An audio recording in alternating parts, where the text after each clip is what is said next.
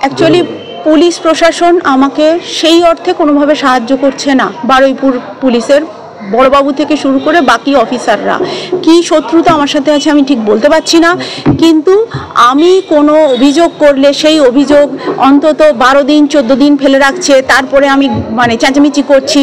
এবং আমার মা পাড়াপড়শিদের কাছ থেকে খবর পেয়েছি 16-10-25-এ যে বেলা 2টোর সময় যে আমার মা বাড়িতে নেই, এবং পাড়াপড়শিরা খবর দিয়েছে 13-10 থেকে আমার মা বাড়িতে নেই। আমার বোন কে আমি জিজ্ঞাসা করার জন্য 16-10-এ এই 5:30 নাগাদ গিয়েছিলাম, কিন্তু আমার বোন অসম্ভব গালিগালাজ করে বলেছে যে কেন আমি বাড়িতে ঢুকেছি। এবং আমার বোন আমার বাবার বাড়ির সম্পত্তি নিয়ে আমার সাথে একটা ঝামেলা করছে যাতে ও সবটা আত্মসাৎ করতে পারে। তাতে বাড়িতে 2জন ছেলে মেয়েকে রেখেছে, লালটু ঘোষ এবং প্রতিমা ঘোষ। তাদের সম্বন্ধেও আমি থানাতে লিখে জানতে চেয়েছি যে এরা কারা, এরা অসামাজিক কাজের সাথে যুক্ত, কিন্তু থানা আমার সাথে কোনো রকম কোঅপারেশন করছে না। আমার অভিযোগ হচ্ছে আমার বোনের বিরুদ্ধে, মালবিকা মুখার্জি এবং লালটু ঘোষ, প্রতিমা ঘোষ, এদের বিরুদ্ধে। এরা আমাকে আমার বাড়িতে ঢুকতে বাধা দিচ্ছে, বিশেষত লালটু ঘোষ, প্রতিমা ঘোষ এরা বেশি দিচ্ছে। আমার বোন প্রচণ্ডভাবে ওদের উস্কাচ্ছে।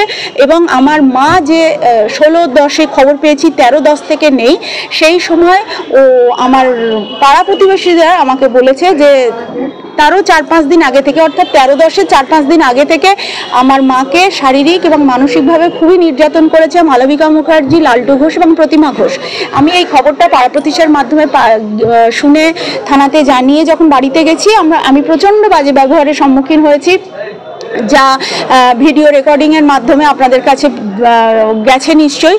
এবং আমি সেখানে আরও কিছু অপরিচিত মানুষ দেখেছি, এবং আমার মা জীবিত আছে না মৃত আছে সেই খবরটা আমি জানতে পারিনি। কেন না আমার বোনের অসভ্যতামির কারণে আমি আমার বাড়ির জন্য সিভিল কিছু কেস করেছি। কেন আমি কেস করেছি, আমার অধিকার আমি পাচ্ছি না বলেই আমি কেস করেছি। তো আমি কেস কেন করেছি সেজন্য ও যা খুশি তাই করবে, ওকে মেনে নিতে হবে। আমার অধিকার হচ্ছে আমার বাড়িতে, আমার যে বাড়ি সেই বাড়িটাতে আমি 1/3 মালিকানা আমার আছে। এছাড়া আমার বাবার টাকা পয়সা, সেখানেও আমি 1/3 মালিকানা। সেই ব্যাপারে যখনই আমি প্রশ্ন করতে গেছি, আমার বোন ঝগড়াঝাটি চেঁচামেচি করে নিজে এবং লালটু ঘোষ, প্রতিমা ঘোষ সহ চিৎকার চেঁচামেচি করে বিষয়টাকে কেওস তৈরি করছে, এবং আমার মাকে ভীষণভাবে চাপ দিচ্ছে যাতে আমি ওই বাড়িতে ঢুকতে না পারি, এবং ও সে সব সম্পত্তি বা সব কিছু আত্মসাৎ করে।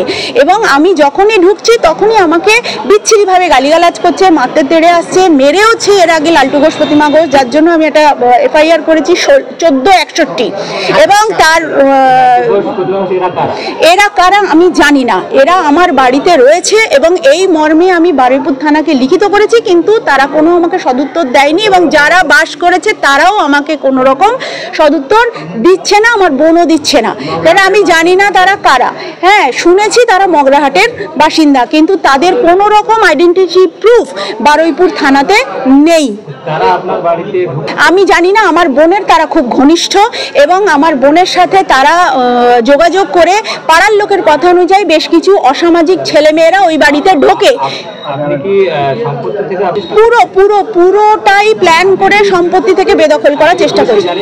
আমি পুলিশকে 2023 থেকে লিখিত কমপ্লেন করে যাচ্ছি, পুলিশ কোনো রকম আমাকে স্টেপ নিচ্ছে না। এবং তার ফলে কোর্টে গিয়েছি, হাইকোর্টে গিয়েছি, হাইকোর্টের অর্ডার রয়েছে যে আমি ওদের বিরুদ্ধে ক্রিমিনাল কেস করছি এবং করতে পারি বলে বিচারপতি তীর্থঙ্কর ঘোষ হাইকোর্টের তিনি রায় দিয়েছেন, সেই রায়ের কপি আছে আমার কাছে।